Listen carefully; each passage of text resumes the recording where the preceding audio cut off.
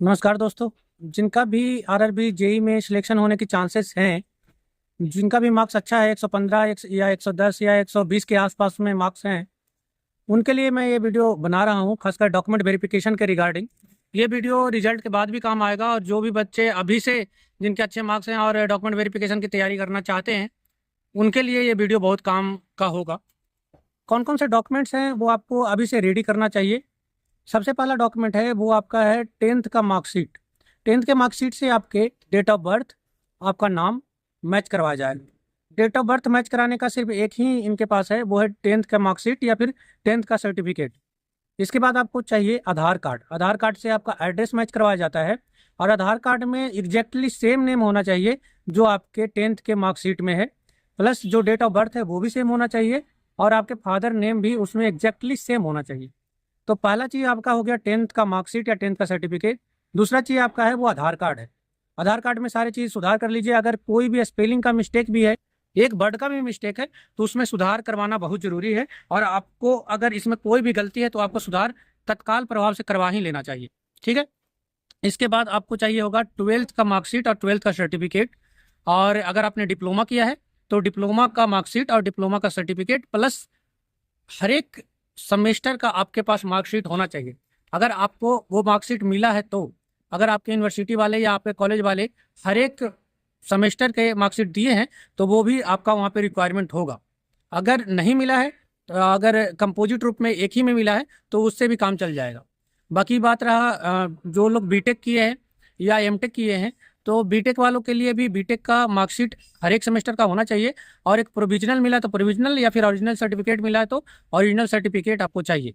एक बात का ध्यान रखिएगा, जिन बच्चों ने अभी तक कॉलेज से डिग्री लेकर के नहीं आए हैं, उनके पास सिर्फ प्रोविजनल प्रोविजनल है, तो आपके पास समय अभी है। आप जा करके डिग्री सर्टिफिकेट अपने कॉलेज से कलेक्ट कर लें और जहाँ तक हो पाए सारे सर्टिफिकेटों में अपना नाम, अपने पिताजी का नाम, अपना डेट ऑफ बर्थ, ये सारी चीज़ें चेक कर ले। कहीं अगर कोई त्रुटि पाया जाता है, कहीं कोई स्पेलिंग का मिस्टेक पाया जाता है, तो आप अपने सिविल कोर्ट से एफिडेविट बना लें। और एफिडेविट में सिंपल बात ये रहेगा कि क्या ओरिजिनल आपका नाम है और गलती से आपका नाम क्या लिखा गया है, वो कंटेंट रहेगा। और वो आपको बड़े आसानी से 300-400 रुपये खर्च करके वो बहुत आसानी से एफिडेविट बन जाता है। ठीक है, तो ये काम आपको कर लेना है और बना करके रख लेना है। जैसे ही आपका रिजल्ट घोषित होगा उसके कुछ ही दिनों के बाद, ये 2 से 1 वीक के अंदर ही आपको डॉक्यूमेंट वेरिफिकेशन का शेड्यूल जारी हो जाता है। उसके बाद वो आपका OIRMS सिस्टम एक रेलवे की तरफ से है, जिसका लिंक आपको डिस्क्रिप्शन में मिलेगा। उस लिंक पे जाकर के जिस दिन आपका डॉक्यूमेंट वेरिफिकेशन होगा उसके 10 दिन पहले एक्टिवेट करवा दिया जाता है। आपको जाकर के डॉक्यूमेंट वहाँ पे अपलोड करना होगा। सभी डॉक्यूमेंट को आपको, जैसे 10th का मार्कशीट है, 10th का सर्टिफिकेट है, इन दोनों को एक ही में मर्ज करके आपको 300 MB के आसपास में आपका फाइल बनाना है। उसी तरह अगर 12th का है तो 12th का मार्कशीट और 12th का सर्टिफिकेट का एक PDF बनाना है।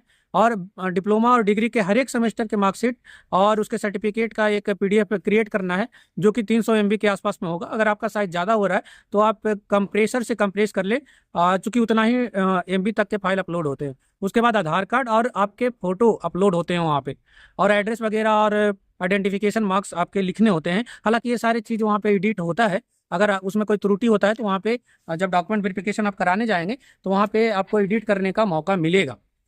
ठीक है, तो ये सारी चीज़ें आपको रेडी करके रख लेने चाहिए। और आपको लेटेस्ट फोटो आपको खिंचवाने हैं, 8 लेटेस्ट फोटो आपके पास होने चाहिए। अगर डॉक्यूमेंट वेरिफिकेशन के दौरान जो फॉर्म भरे हैं, अगर वो फोटो रहता है तो बहुत अच्छा है। अगर वो फोटो आपके पास नहीं भी है तो आपको नए फोटो खिंचवा करके 8 फोटो कम से कम लेके जाना चाहिए।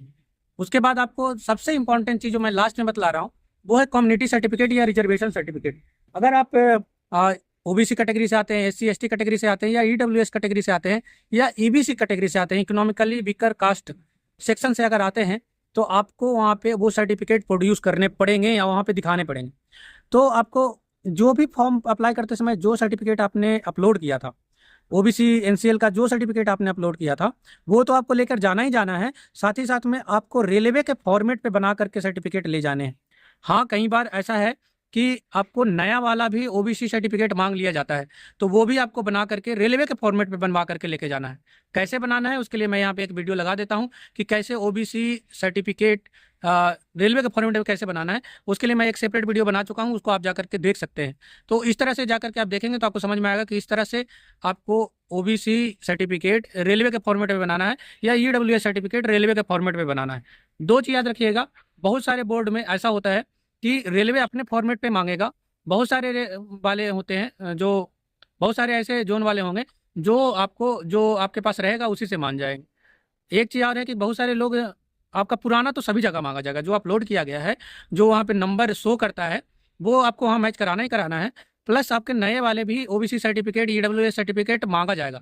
एससी एसटी में के सर्टिफिकेट में ये लफड़ा नहीं है, क्योंकि वो फाइनेंशियल ईयर से मैच नहीं होता है, उसमें फाइनेंशियल ईयर से कोई लेना देना नहीं होता है, तो आपको उसमें पुराना भी चल जाएगा। लेकिन ईडब्ल्यूएस सर्टिफिकेट और ओबीसी एनसीएल आपको नए भी बना के ले जाने हैं और पुराने वाले का भी रिक्वायरमेंट होगा, तो ये दोनों चीज़ें आपको करके ही ले जा। प्लस आधार कार्ड में आपके कोई भी गलती नहीं होना चाहिए, अगर कोई गलती है तो सुधार करवा ले।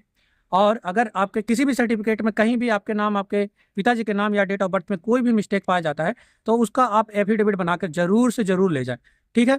एक केस आता है इसमें कि सर मैं ईबीसी कैटेगरी से नहीं था, लेकिन फिर भी ईबीसी उसमें क्लिक कर दिया था फॉर्म अप्लाई करते समय, क्योंकि उसमें 400 रुपये बच जाते हैं, तो उस केस में आपको ईबीसी सर्टिफिकेट बनाकर ले ही जाना पड़ेगा। नहीं तो बहुत सारे जोनों में ऐसा देखा गया है कि आपको रिजेक्शन का भी सामना करना पड़ता है। बहुत सारे जोन ऐसे भी हैं जो आपको इस बात को समझते हैं कि गलती से बच्चों को हो जाता है तो एक छोटा सा फाइन लगाते हैं और वो आपको जमा कराना पड़ेगा, उसके बाद आपका काम हो जाता है। तो बहुत ज़्यादा परेशान होने की आवश्यकता नहीं है, आपके जोन वाले जैसे कहेंगे उस तरह से आपको करना है। अगर आपके सही में आप इकोनॉमिकली वीकर का सेक्शन से आते हैं तो आप अपना सर्टिफिकेट जरूर ले जाइएगा, क्योंकि वो बिल्कुल ही चेक होगा, ठीक है। तो आशा करता हूँ कि आपको डॉक्यूमेंट वेरिफिकेशन के रिगार्डिंग कौन कौन से डॉक्यूमेंट्स लगते हैं वो लिस्ट मैं यहाँ बगल में भी आपको लगा दे रहा हूँ। ये सारे आपको लिस्ट लेके जाना ही जाना है। ओरिजिनल सर्टिफिकेट लेके जाना है, क्योंकि वो मैच करवाया जाएगा, कोई भी डुप्लीकेट या फोटोकॉपी नहीं ले जाइएगा। आपको 2 सेट जितने भी डॉक्यूमेंट मैंने बोले हैं उसके 2 सेट फोटोकॉपी सेल्फ अटेस्टेड लेके भी जाना है। नीचे आपको सेल्फ अटेस्टेड लिखना है और अपना सिग्नेचर करना है, और जो जिस डॉक्यूमेंट वेरिफिकेशन का जो डेट है वो नीचे डेट पड़ेगा, वो आप वहाँ पे डॉक्यूमेंट वेरिफिकेशन के दौरान जब वहाँ पे हॉल में बैठेंगे तो वहाँ पे अटेस्टेड कर लेंगे। 2 सेट आपको सारे डॉक्यूमेंट का फोटोकॉपी लेके जाना है। आधार कार्ड, 10th का मार्कशीट, 10th का सर्टिफिकेट, आपका 12th का मार्कशीट, 12th का सर्टिफिकेट, डिप्लोमा का हर एक सेमेस्टर का मार्कशीट और उसका सर्टिफिकेट और प्रोविजनल। उसके साथ साथ आपको बीटेक की हैं तो बीटेक का हर एक सेमेस्टर का मार्कशीट और आपका फाइनल सर्टिफिकेट। और उसके बाद अगर आपने एमटेक किया है तो एमटेक का भी आप लगा सकते हैं अगर आपको इच्छा है तो, ठीक है। तो उसके बाद आपके आधार कार्ड के 2 फोटोकॉपी और 8 आपके फोटो भी रिक्वायर्ड होंगे। तो इतने सारे डॉक्यूमेंट आपको लेके जाना है और ये सारी चीज़ों को आपको OIRMS सिस्टम पे भी अपलोड करने हैं, जो कि डॉक्यूमेंट वेरिफिकेशन के दौरान एक्टिवेट होता है, जिसका लिंक आपको डिस्क्रिप्शन में मिल जाएगा। तो आशा करता हूँ डॉक्यूमेंट वेरिफिकेशन के रिगार्डिंग कोई भी क्वायरी यहाँ से सारे सोल्व हुए होंगे। अगर कुछ भी समस्या इशू प्रॉब्लम हो रहा है तो आप कमेंट जरूर करें, या हमारे इंस्टाग्राम चैनल पर आप वहाँ पे मैसेज कर सकते हैं। मैं आपके समस्याओं को दूर करने का प्रयास करूंगा। और बेस्ट ऑफ लक है, बढ़िया से जाकर डॉक्यूमेंट वेरिफिकेशन करवाइए, अपना डॉक्यूमेंट कलेक्ट करिए और सारी चीज़ों को सुचारू रूप से करिए ताकि सारा प्रोसेस आपका स्मूथली हो पाए। Thank you for watching.